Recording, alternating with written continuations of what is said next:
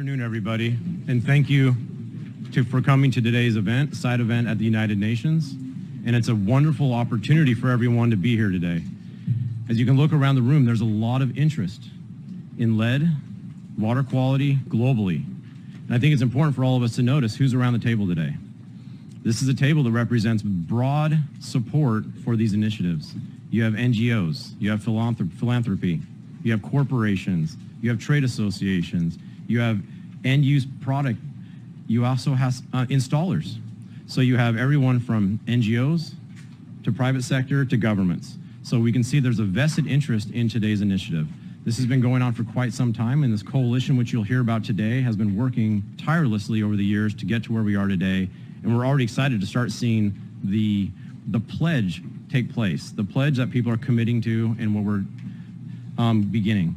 But before we begin, I know we've just got settled, but we wanted to do a photo opportunity for those a part of this coalition, and we'll lead the picture over here. So on this side, we'd want one rep from each organization to walk him, and so if the people in the front over here can scoot forward, and we will have people join in a photo opportunity quickly as we kick off this program, and then we'll kick the program from there.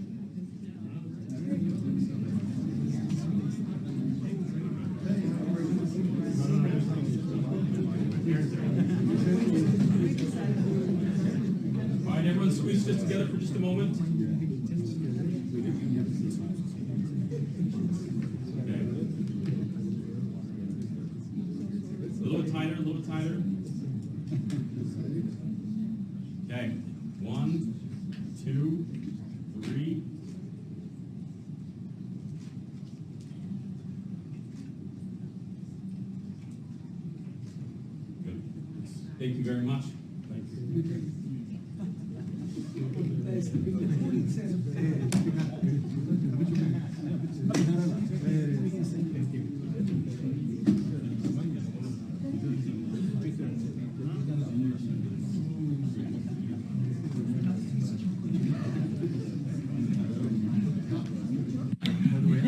Well, thank you very much for the indulgence in this opportunity, because this is going to be a momentous day. I think everyone wanted to document and note, and we appreciate that.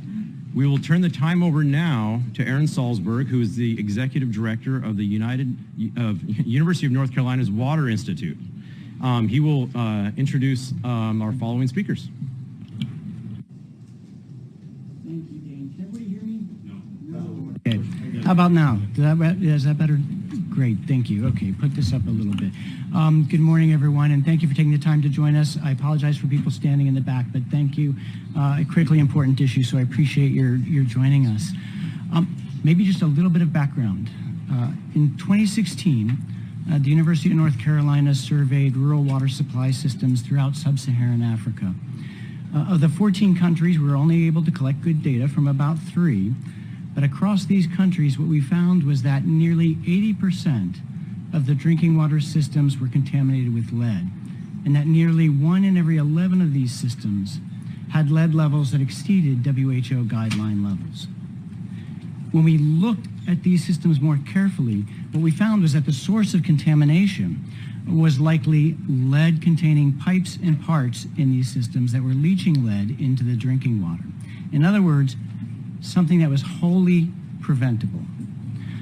This, as well as the work of many of our partners who are here with us today in the room, is what led us this partnership. Sorry, pardon the pun. I am so pleased to see all of you here to launch this new global commitment to ensure lead-free drinking water by 2040. Each of you should have the agenda in front of you. We've got a list of speakers and a great panelist coming up from countries and private partners to tell us about their experiences in trying to implement work to address these lead challenges.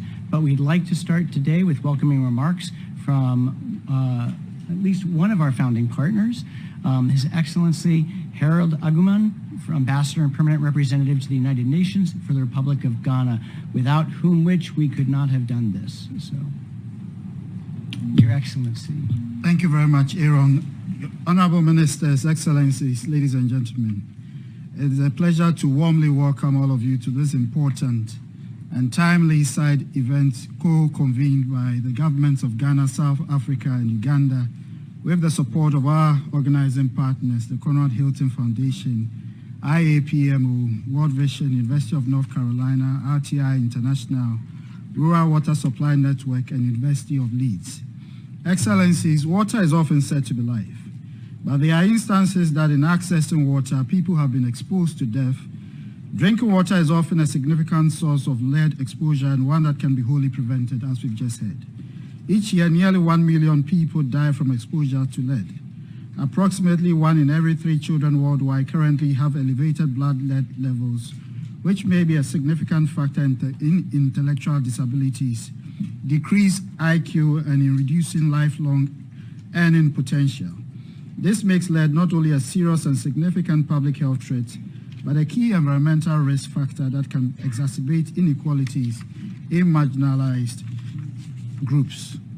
There is therefore the need for us to highlight the adverse impacts of lead in drinking water and commit to actions that will seek to reduce the use of lead leaching pipes and paths in the construction of new drinking water supply systems and improve monitoring and mitigation of existing systems that leach lead into drinking water. I therefore envisage that today's event will galvanize our shared experiences to address the problem of lead in drinking water in a holistic and coordinated manner. Our mobilized action would be a major step in our efforts to achieve SDG 6 and to ensure that everyone, everywhere, has affordable access to safe drinking water.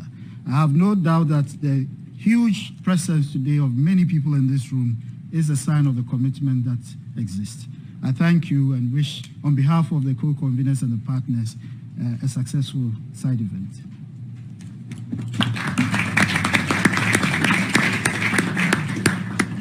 Thank you again, Your Excellency. And again, for those who haven't been following our process all along, we could not have done this without your support and the support of the government, and we very much appreciate that. It's made a real difference to our advancing this issue, so thank you.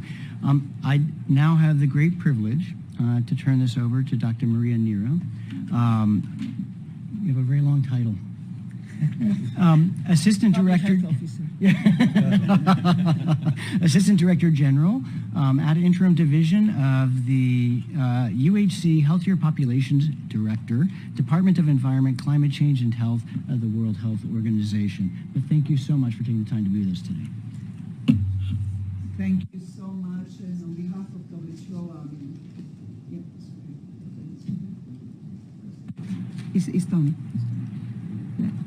Can you hear me?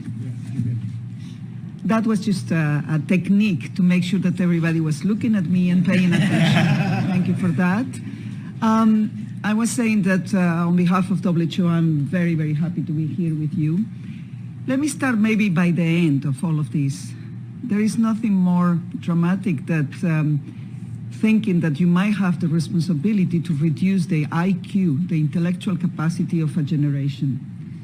And this is what's happening many years ago when we were looking at leading in gasoline. Remember, this is one of the most beautiful public health battles we ever fight.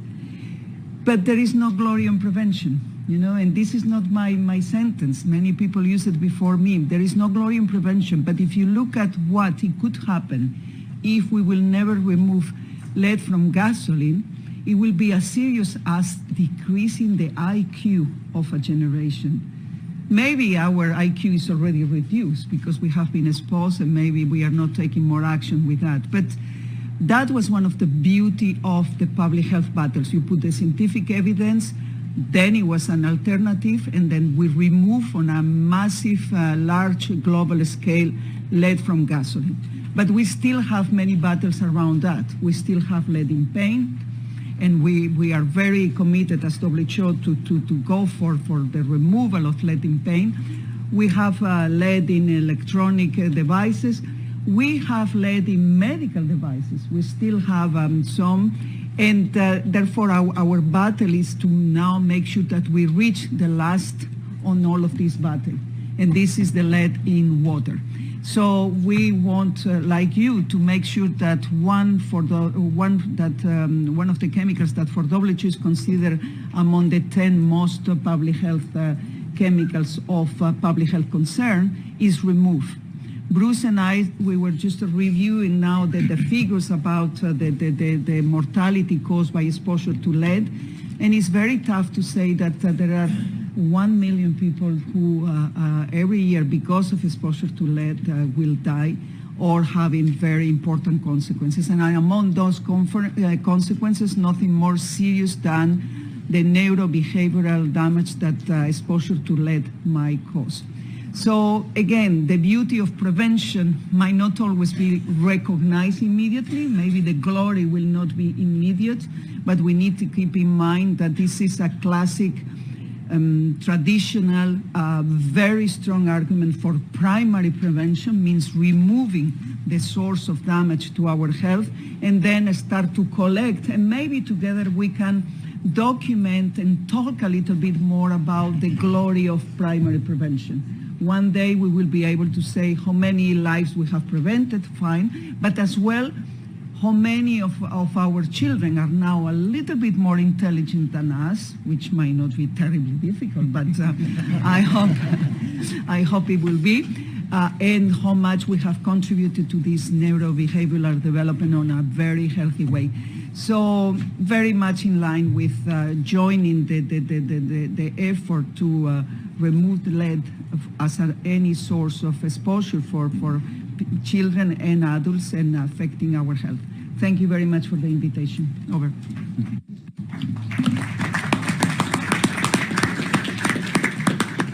Was it too short? Because I can keep going. Oh, you're welcome to keep going. And I was going to say, my daughter certainly thinks so. So I think she'd agree. Our next generation is going to be better and smarter. But the idea that there's no glory in prevention, right? But that's what's bringing us here today. Because this is something that we can prevent. This is something we can take simple steps to do.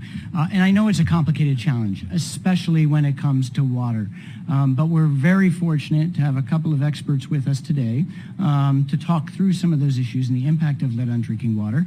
As Maria mentioned, Bruce Gordon, the unit head for water sanitation, hygiene, and health at the WHO, and Jorge Alvarez-Sala, WASH specialist from UNICEF, to help us sort some of these things out.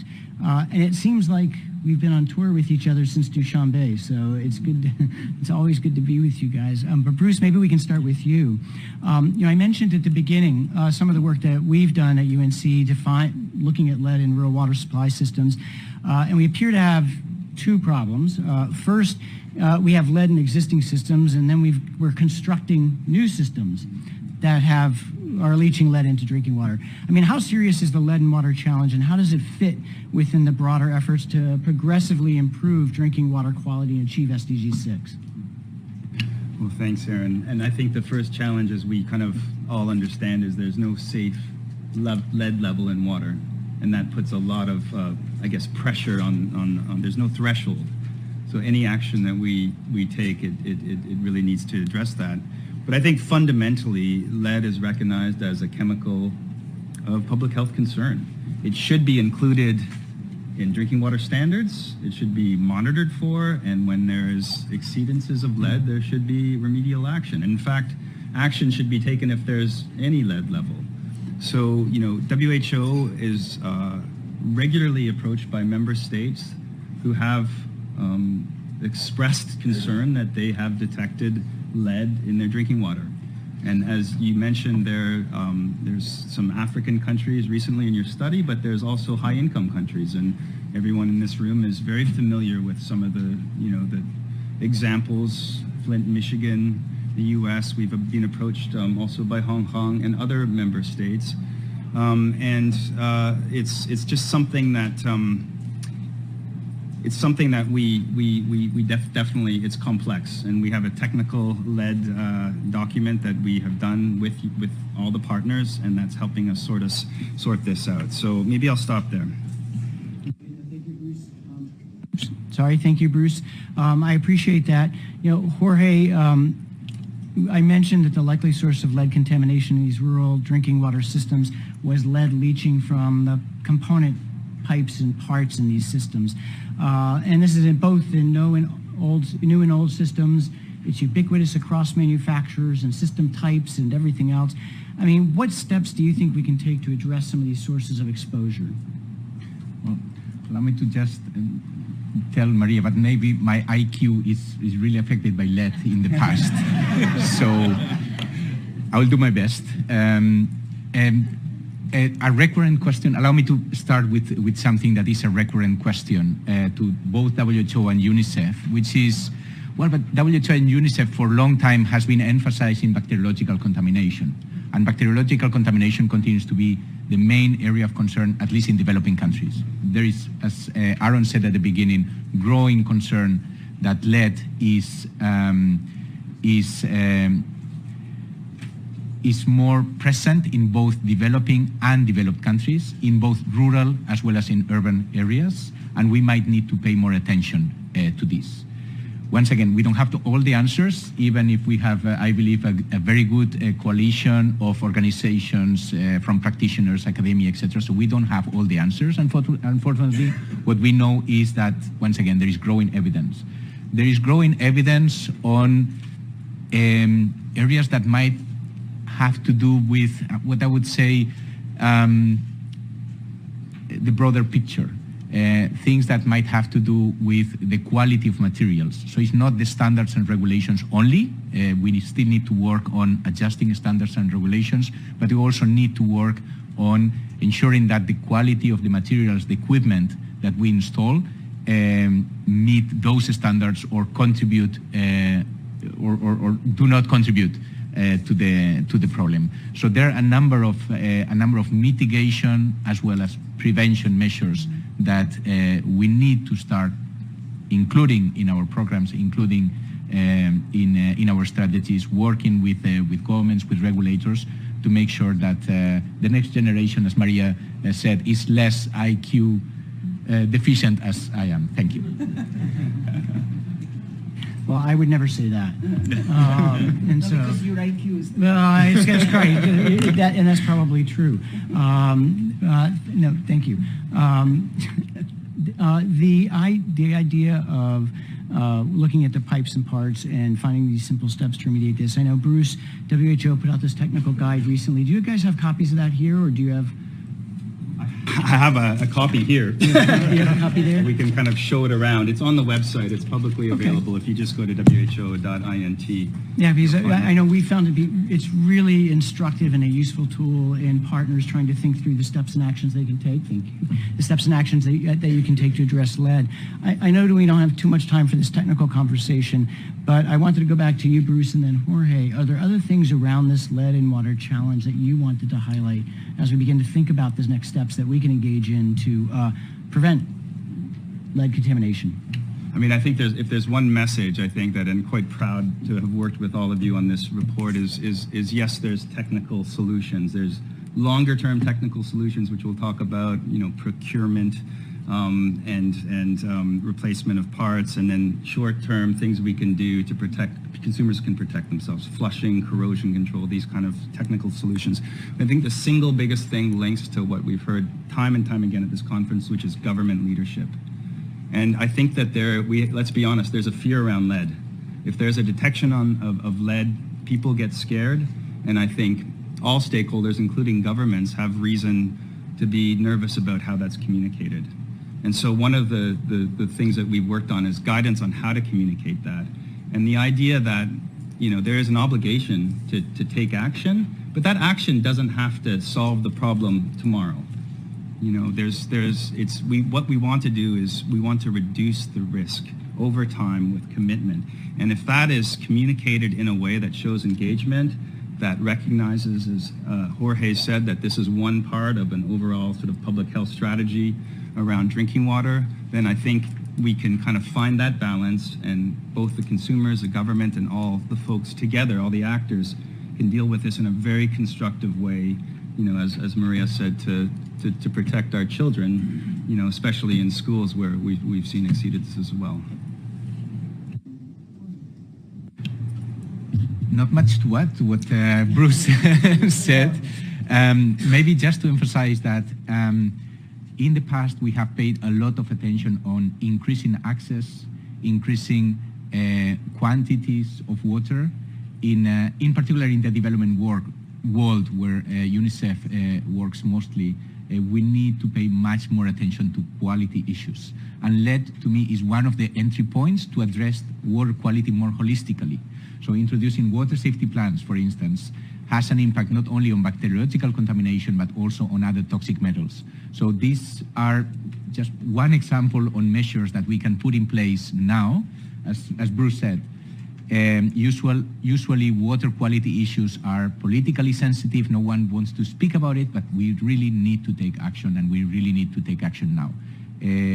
Mitigation is always more expensive than prevention. So those low-hanging fruits on prevention measures, I think, make sense to start now. Thanks. Great, thank you. Thank you both, Bruce and Jorge. I really appreciate that, and I think it brings a real sense of practicality to what we're talking about here, and that these are really doable things. Okay, sorry, I'm checking just to make sure. Yes?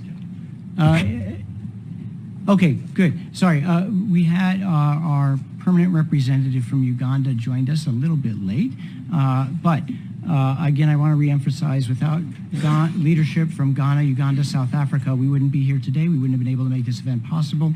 So I wonder if I could turn it over just to a few minutes for welcoming from His Excellency Dr. Iburi, if you're willing to deliver a few welcoming remarks on behalf of Uganda.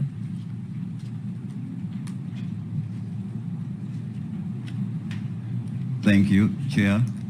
I am not Dr. Adoni. I'm standing in for him. Unfortunately, he's not here.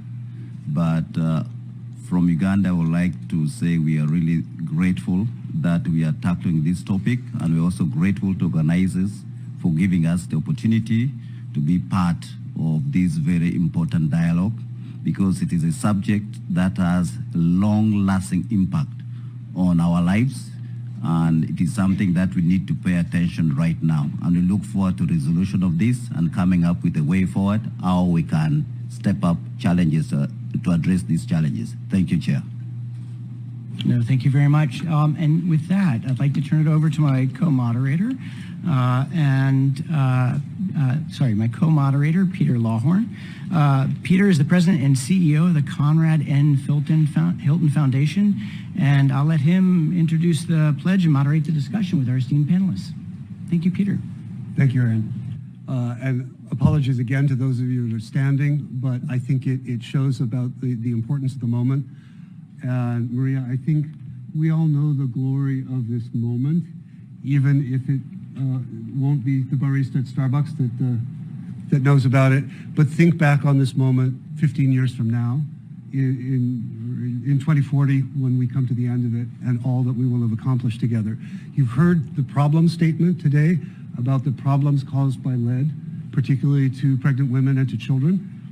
You've also heard an elegant solution statement, that this problem is not insuperable, that we know how to do it, but that it requires both will and determination and being systematic. So with that, I am very pleased to introduce a new global commitment as part of the outcomes for the UN 2023 Water Conference, a pledge to protect drinking water from lead by ensuring that lead leaching parts and components are not used in the construction of new water systems after 2030, and that we have worked to remediate existing sources of lead contamination in all drinking water systems by 2040. You all have the pledge here, and I would like to ensure that no one leaves this room without signing up. whatever you do, you have a role to play in this. Your feet have, and your conscience have brought you here. Please make that consequential. And any of my colleagues can help you in making that pledge. And the pledge itself outlines a number of specific actions that all of us can do. Now, already we have, as you've seen the logos above, a number of partners joining us in this initiative, including the governments of Ghana, South Africa, and Uganda, UN agencies, international NGOs, the private sector, professional associations, universities, and even ourselves, the Hilton Foundation. I wanted to say just a bit about what this means to the Hilton Foundation and why we helped get it rolling.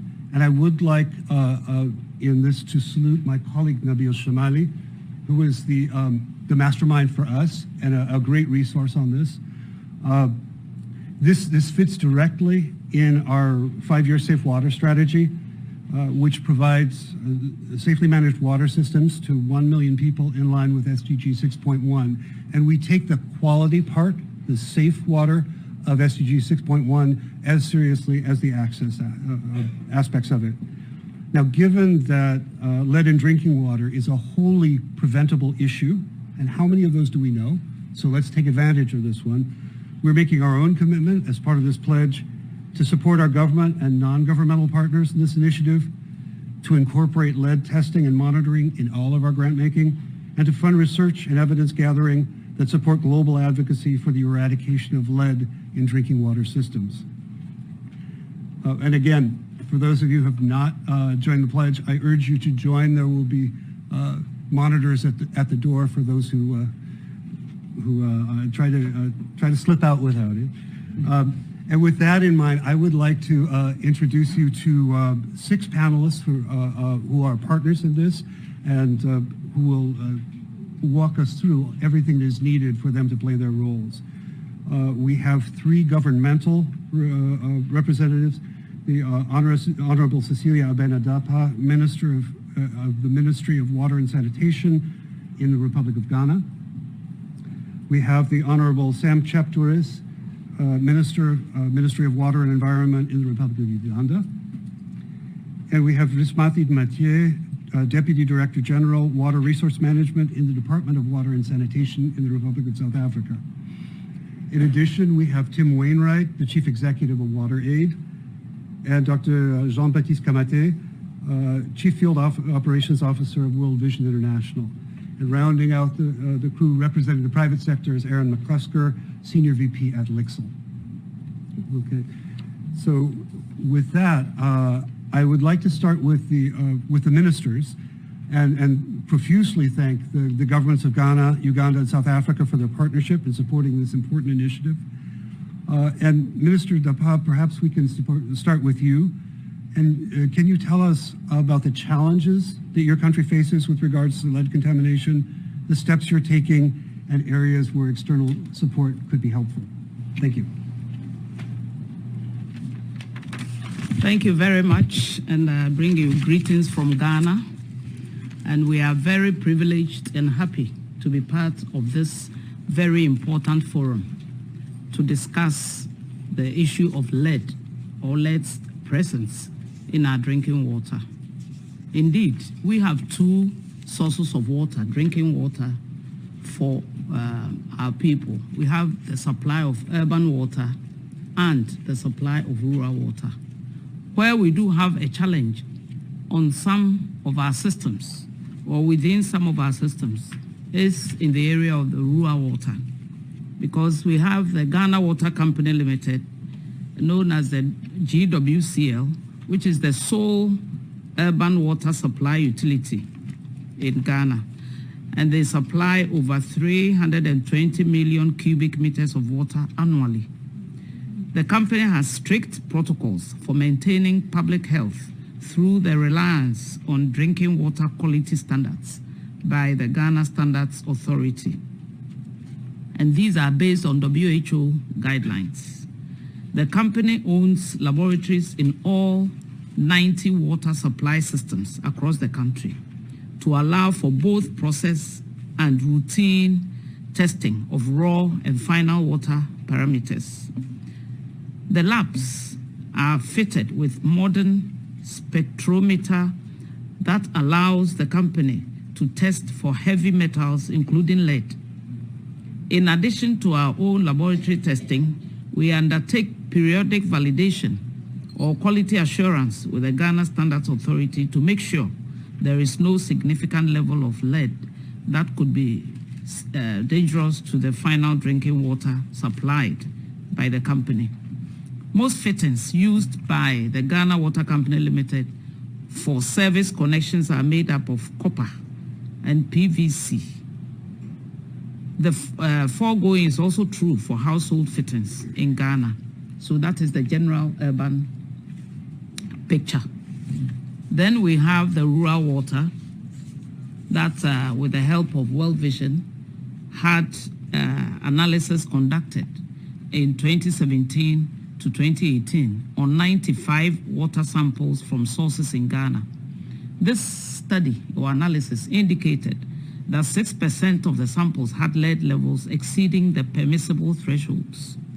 Initial conclusion was that brass components containing high lead concentrations, such as pumps, are highly credible sources of the lead contamination.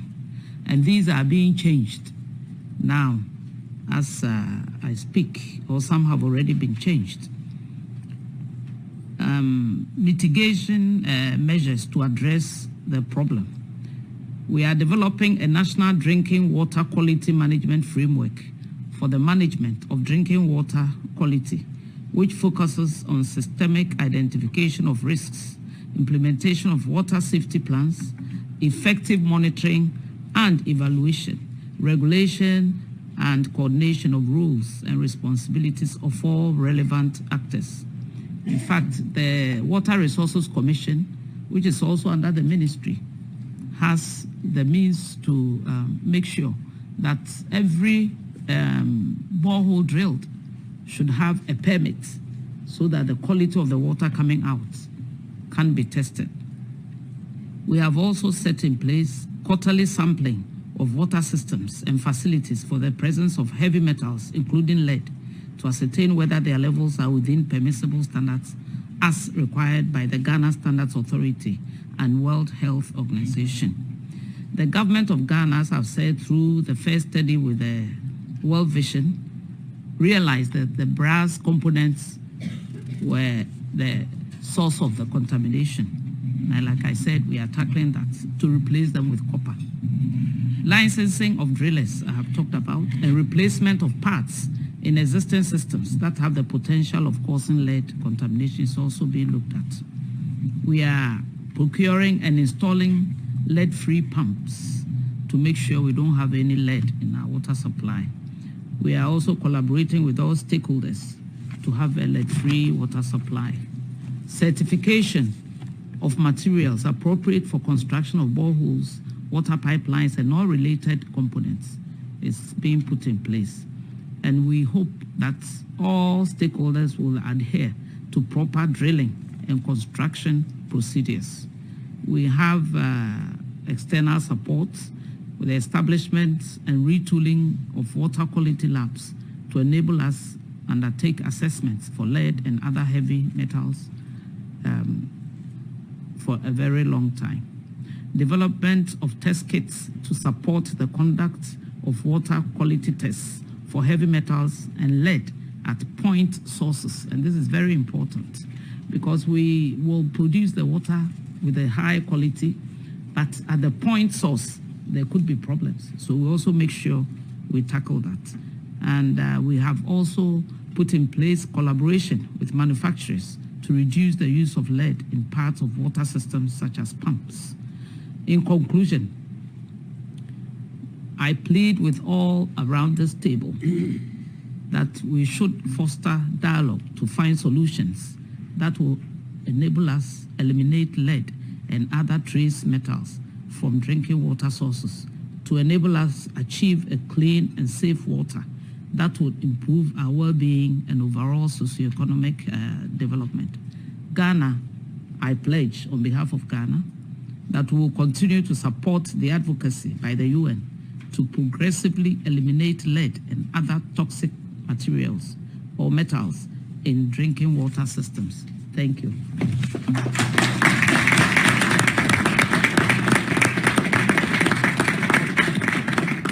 Thank you, Minister Dapaah, and thank you for your leadership in this area. Minister Cheptoris, next steps, challenges, and how external aid could be useful.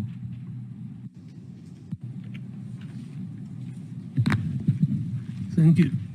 Thank you, moderator. Let me start, first of all, by thanking my colleagues, the ministers of the governments of Ghana and South Africa, for working with Uganda to promote this pledge on lead. We are happy to be part of this pioneering work on lead-free water, and we thank the organizations that are behind this pledge, such as Conrad Hilton Foundation, IAPMO, and many others for the good work done. We are happy to be part of this pledge. We in Uganda feel very strongly that access to clean and safe water is a fundamental human right, and it is enshrined in our constitution. The country therefore gives a lot of priority to provision of adequate water that is fit for human consumption. We note that the environmental exposures to lead threaten the healthy development of children, and that controlling these exposures is essential to achieving safely managed water services. We note that lead is an invisible, odorless, and tasteless chemical contaminant that could be present in our water supply systems. Uganda has many old water supply systems constructed with the different materials whose composition is not known, and which could leach lead into water. We decided to be part of this pledge so that we can improve our understanding of the status of lead in water sources, both in old and new supply systems, and be able to address the problem early enough. We know that human exposure to lead in the environment, including lead in drinking water, can be prevented through dedicated early actions. Getting baseline information will therefore help the country to prevent lead exposure from old and new drinking water systems, and make all drinking water free from lead. We note that the problem of lead cannot be addressed by one country alone, but requires collaborative action, including technical support, using internally agreed standards. We therefore decided to be founding partner and a leader on the global lead pledge because of the above reasons. What are the challenges that my country faces in addressing lead in the drinking water? Monitoring. We have limited human and institutional capacity to monitor lead in water, but also in products that contain lead. While we have 4 regional laboratories in various parts of Uganda and a national water quality reference laboratory in Entebbe for water quality testing, the capacity to test for lead in water is only available in the National Water Quality Reference Laboratory in Entebbe. This therefore limits monitoring of lead in water in the rest of the country. The capacity to test for lead in various products, such as pipes or pumps that come into the country, does not exist in my country.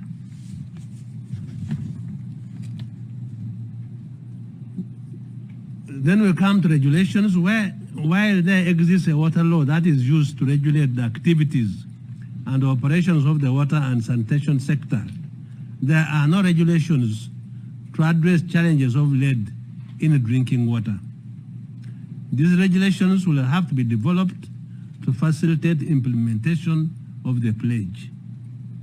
Then when we come to enforcement, realizing the objectives of the pledge on lead will require availability of strong enforcement capacity in terms of well-trained staff, high awareness among the government ministries and the agencies, private sector and the various enforcement agencies, necessary field and laboratory equipment, and adequate financial resources.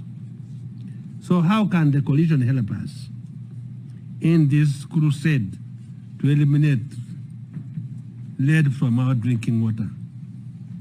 We shall definitely require to have trained staff to monitor lead in the water and also in the various products. We shall need to be provided with field and laboratory equipment for testing for lead in both water and the various products. The training modules can be developed and implemented through our Water Resources Institute so that they can be accessed by various stakeholders. Opportunities for conducting trainings virtually can also be considered. Then support my ministry and the Uganda National Bureau of Standards to develop technical regulations to address challenges of lead in drinking water. Provide support to raise awareness among the government ministries and the agencies, private sector, and the various enforcement agencies on the provisions of the pledge, the benefits, the costs associated with the pledge.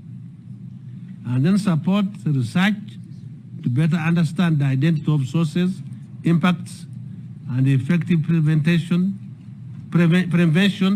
and remediation methods and approaches to minimize harm from lead in drinking water. And then find and provide general support to build the human and institutional capacity to address challenges of lead in Uganda. We are happy to be part of this pioneering group who are determined to ensure that we get rid of lead from our drinking water by 2040. I thank you.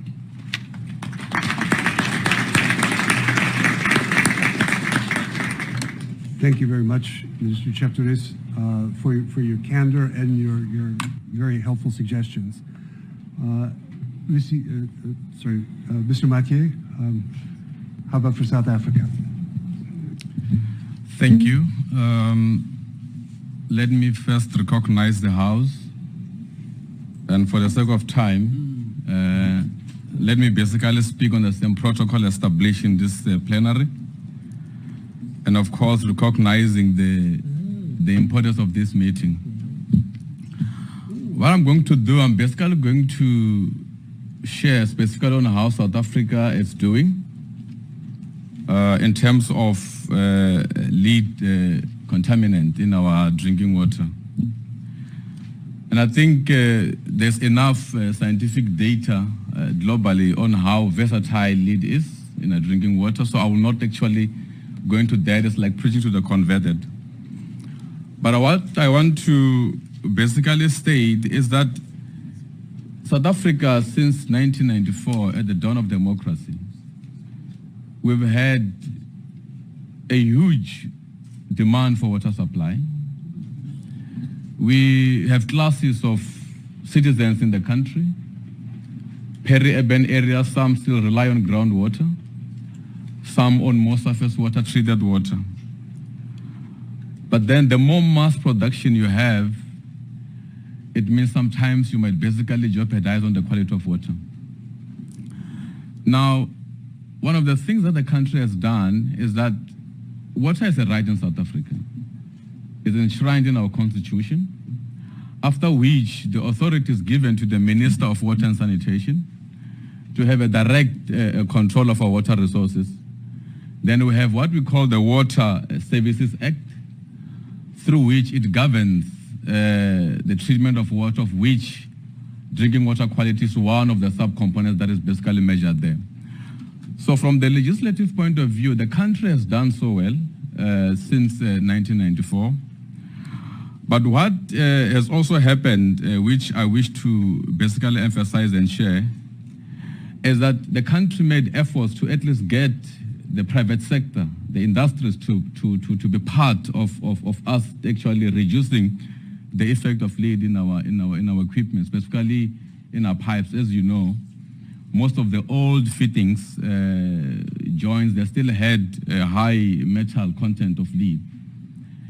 Now, the industries, specifically the plastic industry, partnered with the country, and that mandate was given to our environmental sector, the National Department of Environment, to lead all the sectors in identifying all the hazardous material or equipment, part of which lead metal was actually one of the highly identified as per WHO regulations. So from that point, then industry had to fine-tune the processes to ensure that at least the later production of equipment and pipes are actually lead-free. And we are actually happy to announce that by 2012, South Africa has actually managed, our plastic industry has actually managed to achieve a lead-free UPVC pipes. So that is basically one huge achievement. But then what the country has done over and above that was that while we are advancing production of water, then you need to bring in other elements, part of which we then developed what we call the blue drop. I think most of the people have read about the blue drop. Now what the blue drop does, it basically goes beyond your statutory framework. It then goes directly to the production of water treatment, where we go to each and every province. So we have got 9 provinces in the country, 11 official languages. You can imagine how complex that is. I'm one of those.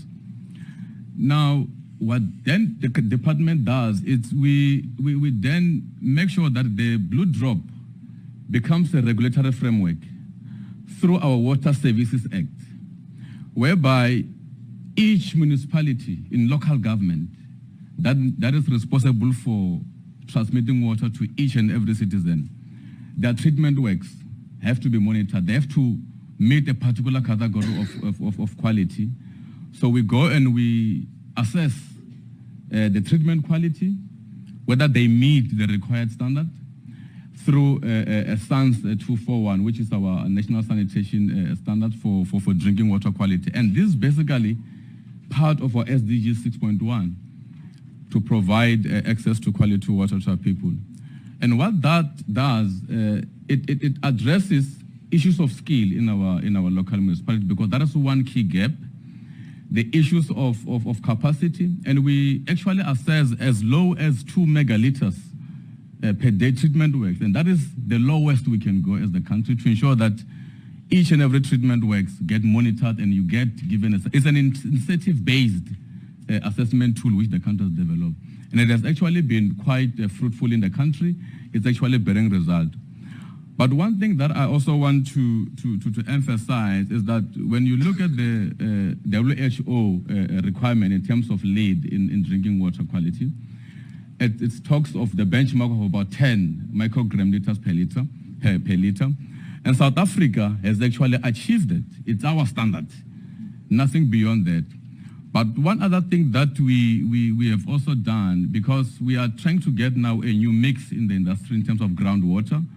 You know, our soil mechanics and the likes, there's actually a high metal content of lead.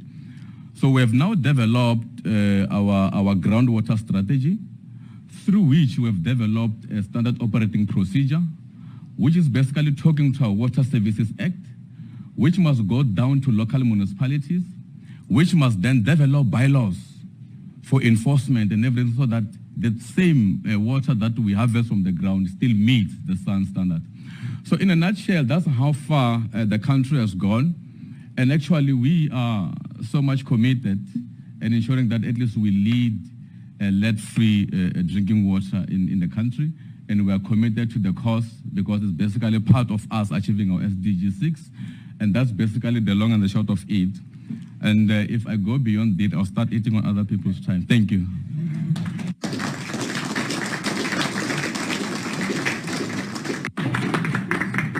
Thank you very much, Mr. Mathu, for an inspiring example. I think we can learn a lot from.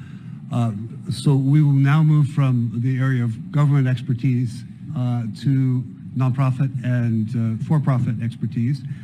And since we also committed to finishing by 12:15, if you could limit your remarks to 4 minutes, that'd be terrific. So let's start with Tim Wainwright, Chief Executive of WaterAid UK.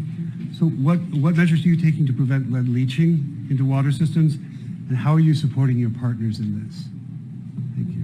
Thank you very much indeed, Peter. My apologies for arriving a little late for this meeting, but I got here as quickly as I could across New York, and I was so pleased to arrive in time to hear these statements from the government ministers, and I think they congratulate all three of the ministers on their local leadership, without which, you know, these efforts are pointless, basically. So thank you very much indeed.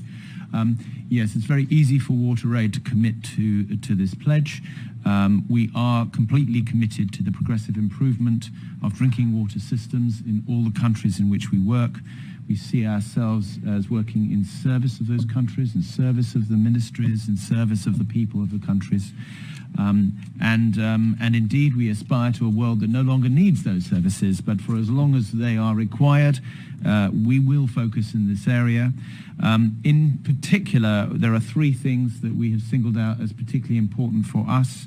The first is to pay attention to the way that we make procurement, to ensure that the supply chain is of sufficient quality to support the achievement of the pledge. Secondly, and it's already been mentioned by others, regular water quality testing as an obvious fundamental. And thirdly, to doing research at national level with government partners where there is some lack of clarity about what the situation is. So for instance, at the moment, we're engaged in some research in Nigeria and other countries too. So that summarizes our approach and just part of our overarching desire to focus on the importance of water systems in service of health. One of our 4 strategic aims is around wash and health, and to work with local partners to strengthen the overall local water system. And I think that was less than 4 minutes, I hope. So where do I sign?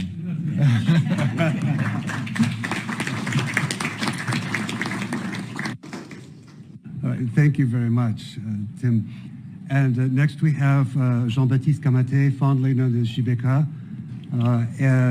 What has World Vision learned in recent years about securing the supply chain, and what are some of the concrete ways for implementers and NGOs to identify and address lead in drinking water systems? Thank you, Peter. First, thank you to Tim, my friend here, because we share the same perspective when it's come to what we do around clean water. And World Vision, in a similar way, we commit to lead-free water. And it's very simple. There are 3 reasons. The first and the most important thing is this is about the future of children. World Vision is a child-focused organization, and Dr. Maria, you made a urgency very clear that it's possible that our IQ may be impacted. So if my IQ were impacted, I don't want the IQ of my children to be impacted. So therefore, it's about the future and the future of the children. So the first reason is children, because World Vision is a child-focused organization. Our focus is the well-being of children. The second reason is that the problem statement is very clear. It was made eloquently by Bruce and Jorge, and you can read more about it. Regarding the problem statement, World Vision has done an evaluation in 14 countries, and we have learned a lot through that process, and we really celebrate our partnership with the UNC and all the incredible work they have done for us, because we are a data-driven organization and we continuously want to understand in order to improve quality but also achieve sustainability. And we have a long history in Ghana, so I want to pay tribute to all the countries where we work, the government of these countries for their leadership, but especially the government of Ghana for their leadership.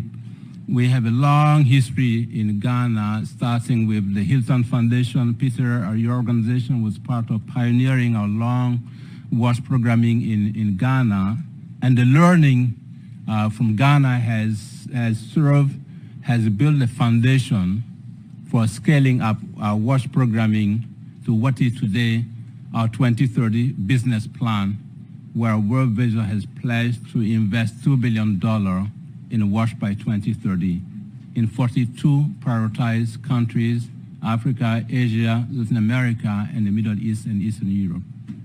But this is about the future we all aspire to live, a better future, a better world. But our children are the ones to take us into that future. And the final piece of this is the solution. There is a solution, and I think the partnership that we have with the government, under the government leadership, the research institution that we have, incredible research institution that we have, and the donor agencies that we have, the private sector, everybody, all of us together, if we put our heads together, if we cannot solve this problem, who else can solve it? And I rest my case.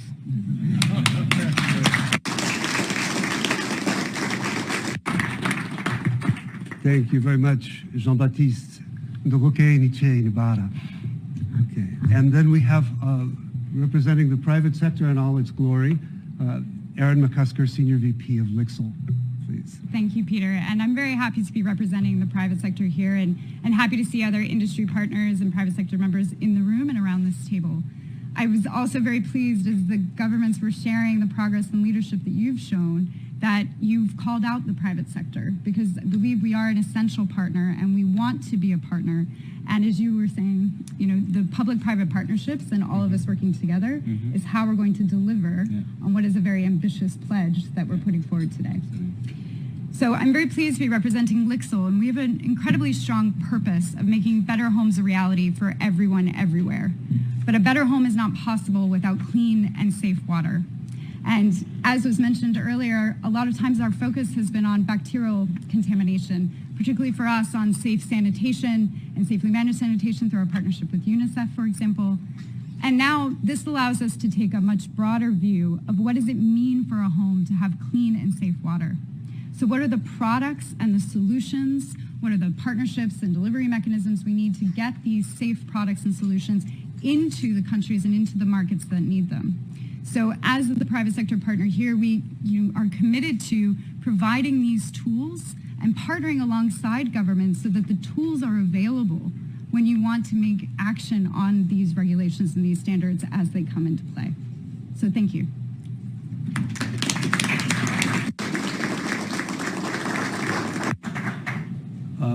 If I dare to try to summarize 6 brilliant interventions, basically, we have a solid basis. We have a very strong shared commitment. We know a lot of things, and we also know pretty well what we don't know. We know what can be strengthened. We're looking at the composition of water systems. We know about the need for good research, good laboratories, good monitoring, and strong regulations. So none of this is unknown. None of this is unknowable. And I think it's a very powerful beginning. Let me also say, to make good on my earlier comments, there is a table outside for anyone who wants to sign on who hasn't yet done so. And if you don't make it to that table, the internet is your friend. Look at globalleadfreewater.org and sign up there.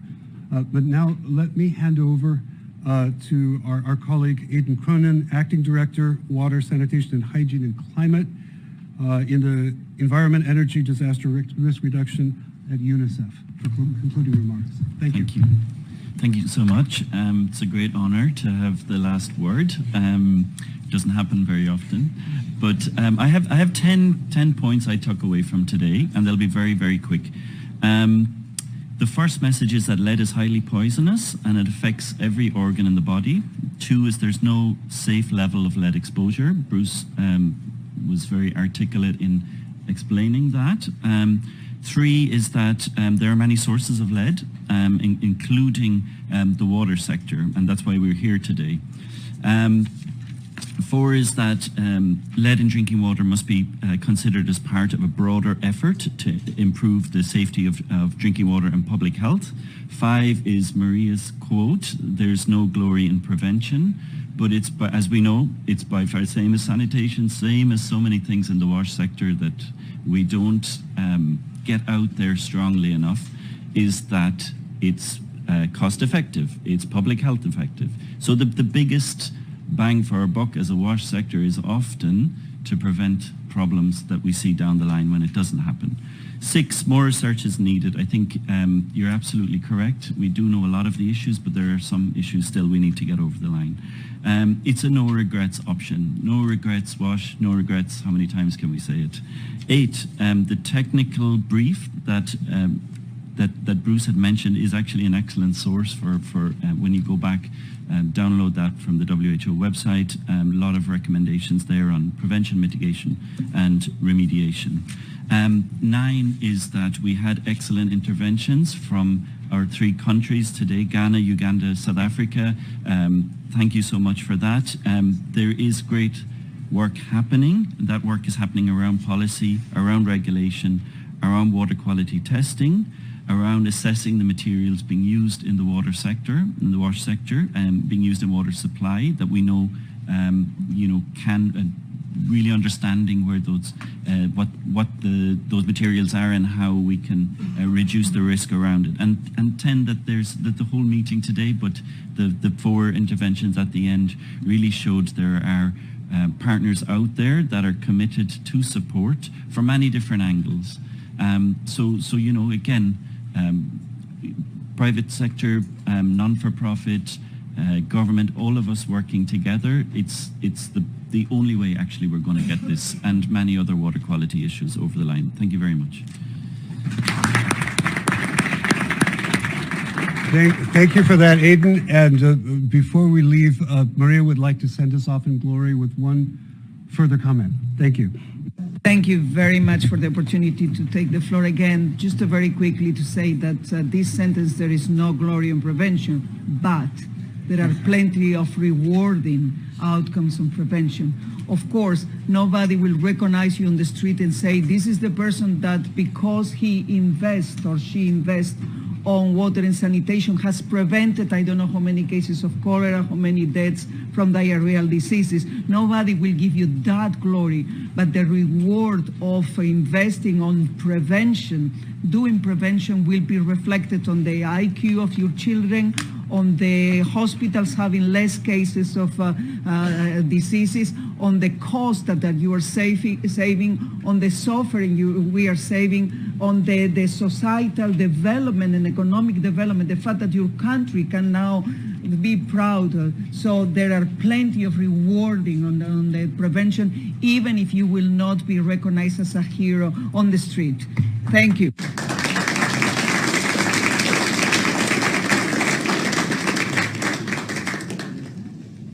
And with that, the session is over. Thank you very much for your time today and for the efforts you'll put into this. Thank you.